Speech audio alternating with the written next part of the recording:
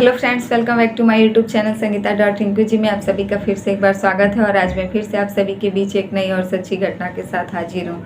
तो फ्रेंड्स, आज की कहानी शुरू करें उससे पहले अगर आप हमारे चैनल पर नए हैं तो प्लीज़ हमारे चैनल को सब्सक्राइब कर दीजिए और वीडियो पसंद आए तो लाइक कमेंट जरूर कीजिएगा। तो फ्रेंड्स, आज की कहानी मैं लेकर आई हूँ झारखंड का एक दुमका इलाका, जहाँ की एक लड़की रहती है जिसका नाम रिया रहता है। और रिया लड़की अपने फैमिली में अपने माता पिता और अपनी नानी और अपने एक छोटे भाई के साथ रहती थी। दरअसल इस फैमिली में इसकी नानी जो है वह अपना इलाज करवाने के लिए आई रहती है और इसके मम्मी पापा यहीं दुमका में ही रहकर अपना काम करते थे और यह लोग एक भाड़े के मकान में रहते थे। यह लड़की जो है वह 10 क्लास पास कर चुकी थी और ये आगे की अपनी पढ़ाई कर रही थी। और इसका जो है एक छोटा भाई जिसकी उम्र 14 साल थी। यह लोग हंसी खुशी से रहते थे पूरे परिवार में। एक दिन अचानक पूरा परिवार जो है वह लापता हो जाता है सिवाय इस लड़की के। तभी इसके मामा जो है इसके घर पर आते हैं और इससे पूछते हैं कि आखिर सब लोग गए कहाँ। तब यह लड़की जो है कहती है कि सब लोग जो है किसी रिश्तेदार के यहाँ गए हैं। उसके मामा को थोड़ा सा अचंभव लगता है कि आखिर कौन सा ऐसा रिश्तेदार है और जिसके यहाँ यह लोग गए हैं, हमें तो ऐसा कुछ खबर ही नहीं है।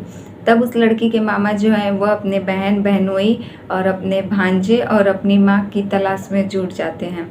वह हर रिश्तेदार के पास जाते हैं और कॉल करते हैं, सबसे यह पता लगाने की कोशिश करते हैं कि आखिर बहन का किसके घर पर जाना हुआ है। लेकिन ऐसा कोई भी खबर सामने नहीं आता है जिससे कि यह पता लगे कि यह पूरी फैमिली जो कि गायब है, यह लोग किसी रिश्तेदार के यहाँ किसी फंक्शन में गए हैं। उसके मामा की नज़र में ऐसा कोई भी ना ही रिश्तेदार था और ना ही ऐसा कोई भी फैमिली फंक्शन था। तब वह वापस घर आते हैं और जब अपनी बहन के घर के आसपास पूछताछ करते हैं तब उसके बहनोई के कुछ दोस्त सामने आते हैं और वह लोग कहते हैं कि आपकी भांजी तो यह बता रही थी कि मम्मी पापा और उसके भाई और उसकी नानी जो है उसके मामा के घर गए हैं, वो अभी पूजा में। तब यह आदमी थोड़ा सा सोचने पर मजबूर हो जाता है कि आखिर इकलौता मैं ही मामा हूँ और मेरे घर पर ऐसा कुछ है नहीं, तो फिर वह लोग गए तो गए कहाँ। तब वह आदमी जो है सीधे जाता है पुलिस स्टेशन और वहाँ पर जाकर अपनी पूरी फैमिली, अपनी बहन की पूरी फैमिली के गायब होने की रिपोर्ट दर्ज करवाता है। पुलिस रिपोर्ट दर्ज करने के बाद जैसे ही घर पर आती है सबसे पहले इस लड़की से पूछताछ करती है और पूछताछ करने के बाद बाहर मोहल्लों वालों से पूछताछ करती है। तभी सबका यही का नाम रहता है कि यही लड़की जो है यहाँ पर कुछ दिन से रहती है और अकेले, और हमारे पूछने पर यह बताती है कि मम्मी पापा पूरी फैमिली जो है किसी फंक्शन में गए हैं। तब उसके मामा का यही बयान रहता है कि मैं इकलौता इसका मामा हूँ और मेरे घर पर तो ऐसा कोई भी फंक्शन नहीं है और मेरी दीदी और जीजा का मोबाइल भी स्विच ऑफ बता रहा है। यह सब सुनते ही पुलिस थोड़ा सा इस केस को और भी ज़्यादा ध्यान देने लगती है, क्योंकि आखिर इतनी सारी फैमिली एक साथ गायब हुई रहती है। तब उसके जो जीजा थे जो गायब हुए थे उनके ऑफिस में जाया जाता है। तभी पुलिस वहाँ भी जाकर पूछताछ करती है तो वह लोग कहते हैं कि हफ्ते भर गुजर गए हैं और अभी तक वो आदमी जो यहाँ काम करता था वो अभी तक काम पर लौटा ही नहीं है। यही सब सोचकर पुलिस हर जगह से छानबीन करके हर जगह से सबूत इकट्ठा करने पर तुली थी। इधर पता चला कि यह लड़की जो है घर पर ताला लगाकर कहीं गायब हो गई। उसके मामा तो अपने घर पर रहते थे और इधर यह लड़की भी जो है वह ताला लगाकर कहीं गायब हो जाती है। और उधर पुलिस जो है इस केस की छानबीन में लगी थी, आखिर पूरी फैमिली गई तो गई कहाँ। तभी एक दिन अचानक वह लड़की जो है पुलिस स्टेशन पहुंच जाती है और पुलिस स्टेशन पहुंचने के बाद पुलिस को कहती है कि आप मेरी पूरी फैमिली जो कि गायब हो चुकी है, आप उनकी केस की छानबीन में लगे हैं, लेकिन वह पूरी फैमिली को मैंने ही जान से मार दिया है। इतना सुनते ही पुलिस को यकीन नहीं होता है और वह कहते हैं कि तुम हमें यहाँ गुमराह करने के लिए क्यों आई हो। तब वह कहती है कि ऐसी कोई भी बात नहीं है, मैंने ही अपनी पूरी फैमिली की हत्या कर दी है और कहीं ना कहीं मैं ही उसकी जिम्मेदार हूँ, आप चाहें तो मुझे गिरफ्तार कर सकते हैं। पुलिस को यह सब बात कुछ समझ में नहीं आई और पुलिस जब उस लड़की से कड़ाई से पूछताछ करना शुरू कर देती है तब वह लड़की जो है एक कहानी सुनाती है। और कहानी वह यह रहती है कि यह लड़की जैसे ही अपना कॉलेज की पढ़ाई करने के लिए ट्यूशन्स लेने जाती थी, वहीं पर एक लड़के से उसकी मुलाकात हो जाती है और वह लड़का जो था इस को वह लड़का एक्चुअली मुस्लिम था जो कि इसको पसंद करने लगता था और कहीं ना कहीं ये भी उसे पसंद करती थी। दोनों की मिलते जुलते ही दोनों की दोस्ती कुछ इस कदर बढ़ गई थी कि इन दोनों का अक्सर मिलना जुलना लगा ही रहता था। यह लड़की भी ट्यूशन के बहाने उस लड़के से मिलती थी, लेकिन धीरे धीरे इन दोनों की दोस्ती जो है वह प्यार में बदल जाती है और इन दोनों के बीच शारीरिक संबंध भी बनना शुरू हो जाता है। वह लड़का मुस्लिम, यह लड़की हिंदू और इन दोनों के बीच शारीरिक संबंध भी बन रहा था कई दिनों से। यह लड़की जो है अपनी पढ़ाई को छोड़ छाड़ देती है और कहीं ना कहीं इसका ध्यान इन सब पे लग जाता है। इसे लगता है अब आखिर पढ़ाई करके होगा ही क्या।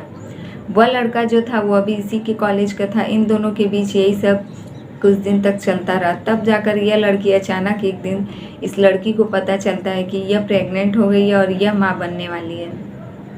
यह लड़की यह सब सोचकर परेशान हो जाती है और वह लड़का भी।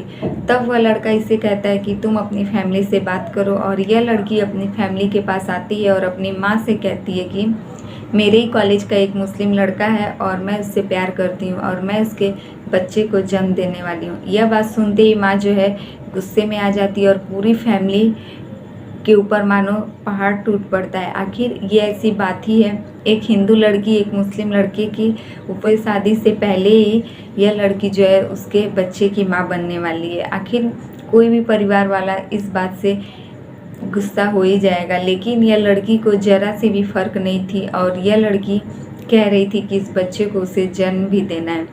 यह सब सुनते ही उसकी माँ जो है उसे डांट फटकार कर वहाँ से चली जाती है। तभी यह लड़की जो है अपने बॉयफ्रेंड से मिलने जाती है और वह कहती है कि इतनी आसानी से हमारी फैमिली वाले हमारे रिश्ते को नहीं मानेंगे और ना ही अगर हम लोग कुछ करने की कोशिश करते हैं तो भी हमारे फैमिली वाले हमें छोड़ेंगे नहीं। यह बात वह लड़की साफ साफ जानती थी कि उसके मम्मी पापा कितने गुस्से में रहते हैं और वह अगर यह घर से भागने की भी कोशिश करे तो वह लोग नहीं मानेंगे।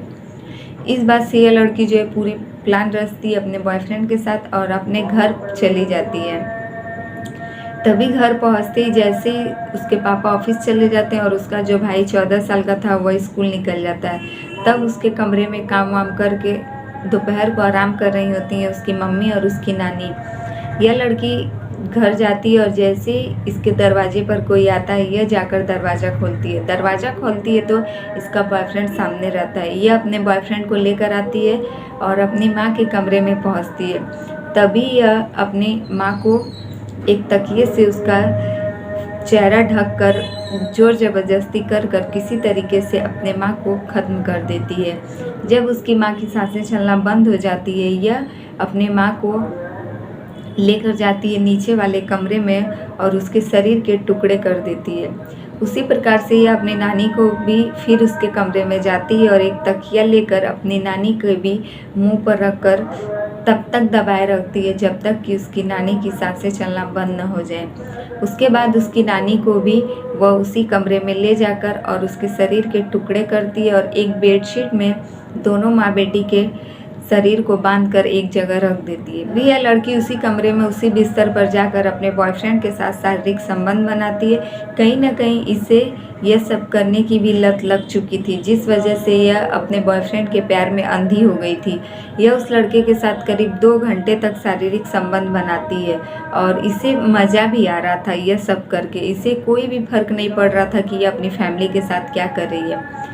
तब उसका भाई जो है शाम को स्कूल से पढ़कर आ जाता है और वह अपनी मम्मी को आवाज़ लगाने लगता है। यह कहती है कि भाई इसी रूम में आ जाओ, सब लोग यहीं हैं। वह बच्चा बेचारा उसी कमरे में पहुंचता है और यह लड़की जो है अपने बॉयफ्रेंड के साथ मिलकर उस बच्चे के साथ भी उसी प्रकार से वही हरकत करती है और उसको भी मार देती है। जैसे उसके टुकड़े को भी या उसी बेडशीट में ले जाकर रख कर और फिर वहाँ पर उस लड़के के साथ शारीरिक संबंध बनाती है। जैसे ही रात होता है उसके पिता वापस आते हैं काम पर से और वह अपने पिता के साथ भी वही हरकत करती है। गेट के पीछे छुपा रहता है उसका बॉयफ्रेंड और वह अचानक पीछे से आकर एक भारी सामान लेकर उसके पिता के सर पर वार कर देता है और उसके बाद उसके पिता के साथ भी वही सब करते हैं वह लोग जो बाकी के साथ यह की थी। तभी सबको करने के बाद अब यह सोचती है कि आखिर सबको ठिकाने कैसे लगाया जाए। यह लोग घर से बाहर जाते हैं कुछ सोचने के लिए, लेकिन इन लोगों को कोई भी तरकीब नहीं आती है।